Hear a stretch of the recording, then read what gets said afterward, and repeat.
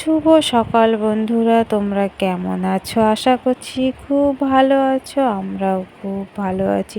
আমি অনিতা। আমার এই ভিডিও যেখান থেকেই দেখছো না কেন, সবাইকে ভালোবাসা জানি। আজকে আমি আবার একটা নতুন ব্লগ শুরু করছি। দেখো বন্ধুরা, সকালবেলা আমি কোনো কাজকর্ম সেই রকমভাবে দেখাতে পারিনি, কারণ আমার শরীরটা আজকে খুব একটা ভালো নেই। তাই ভাবলাম সকালবেলা একটু খাবার বানিয়ে নিই। তাই খাবারটা বানিয়ে নিয়েছি। এই খাবারটা এখন আমি আর আমার ছেলে খেয়ে নেব, তারপরে বাকি কাজগুলো করে নেব। তোমাদের দাদাভাই দেখি বাজারের দিকে গেছে, কি নিয়ে আসে। দেখো, বাজার থেকে নিয়ে এসেছে মাছ, মাছের ডিম আর একটু মাছের তেল। সেগুলো আবার রান্না করতে হবে। চলো মাছগুলোকে আগে ধুয়ে নিই। দেখো বন্ধুরা, আমি মাছগুলো ধুয়ে চান টান করে রেডি হয়ে গেছি। এখন আমি পুজোটা করে নেব। পুজোটা শেষ হয়ে গেছে, আমি চলে এসেছি রান্নাঘরের দিকে। আমি এখন তরকারিগুলো কেটে নেব আস্তে আস্তে, পরে ভাতটা বসিয়ে দেব। দেখো, আমি পটলগুলো ছাড়িয়ে নিচ্ছি, আর আমার গুড্ডু সোনা পাশে বসে খেলা করছে। গুড্ডু সোনা তো ঘরে একা থাকতেই চায় না, সবসময় শুধু আমার পাশেই বসে থাকবে। কি বলো তো বন্ধুরা, ঘরে আর কেউ থাকে না, তো সেই জন্য সবসময় আমার কাছে থাকতে ভালোবাসে। তাই আমি না আলু পটল এগুলো কেটে নিচ্ছি। আর ঘরে রয়েছে চিচিঙ্গে, তাই ভাবলাম মাছের তেলটা দিয়ে চিচিঙ্গে দিয়ে একটু শুকনো শুকনো করে তরকারি করব। আমি কিভাবে রান্না করছি সেটা তোমাদের সাথে অবশ্যই শেয়ার করব বন্ধুরা। প্লিজ বন্ধুরা, ভিডিওটা স্কিপ করে দেখো না, পুরো ভিডিওটা দেখার অনুরোধ রইল। ভিডিওটা ভালো লাগলে একটা লাইক করো বন্ধুরা। মাছের তেল রান্না হবে, মাছের তেল আর ডিম আর কি। এখানে আলু চিচিঙ্গে আর এখানে পেঁয়াজ আর এখানে নিয়েছি কাঁচা লঙ্কা। আর মাছ দিয়ে রান্না হবে আলু, আর এখানে নিয়েছি পটল।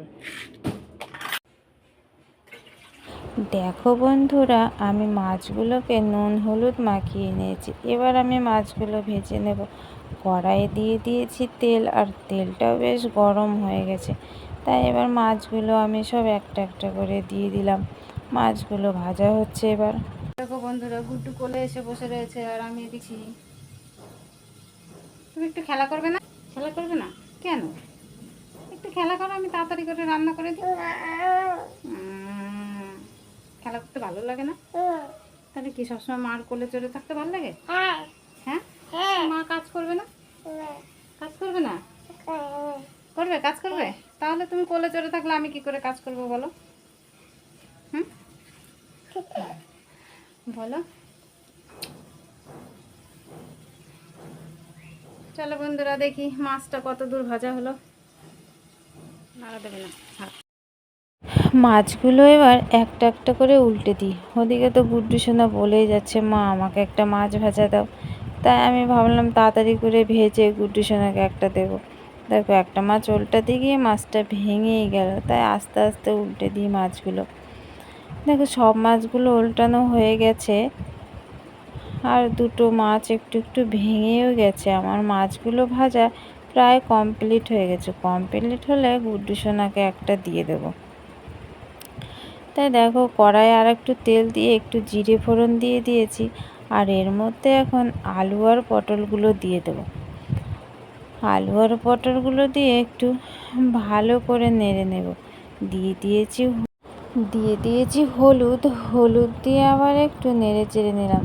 সামান্য পরিমাণে জিরের গুঁড়ো আর পরিমাণ মতো লবণ দিয়ে ভালো করে নেড়ে চেড়ে এবার আমি জল দিয়ে দেব। এবার তরকারিটা ফুটতে থাকুক। গ্যাসটা হালকা করে আমি কমিয়ে দিয়েছি। এবার গুড্ডু সোনার দিকে দেখি, ও একটা মাছ ভাজা চেয়েছিল। হ্যাঁ, মাছ ভাজা। আস্তে আস্তে খাও। হ্যাঁ, আচ্ছা, খেতে পারবে? বেছে দেবো? হ্যাঁ, হ্যাঁ, বসবো। এদিকে দেখো, আমার ঝোলটা ফুটে গেছে, তার আগে মাছটা দিয়ে দিয়েছিলাম। এবার আমার ঝোলটা রেডি হয়ে গেছে।